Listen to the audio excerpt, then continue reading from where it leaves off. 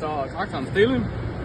Kraften kører ind her, ind igennem planetgearet, op til hydrostaten, som så bliver lavet om til en pumpe, fordi den bliver trukket den her vej. Og så kører kraften ind bare her rundt i ringen. Så når vi gerne vil begynde at køre, så vinkler vi pumpen ud til neutral. Så bliver modstanden større for olien. Gør at oliemotor hydrostaten her, den bliver blokeret. Og så kører vi mekanisk igennem gearkassen ind, og så på det lille tandhjul op på det store, og ind igen.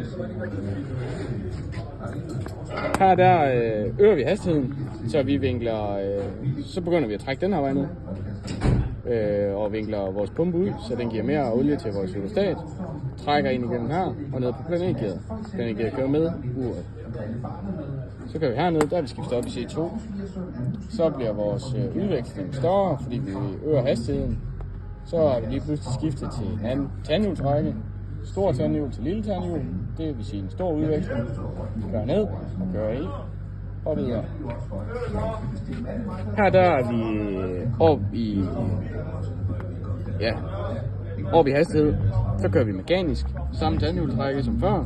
Stor tandhjul til lille tandhjul. Og ned og igen. Og planetgearet det står stille.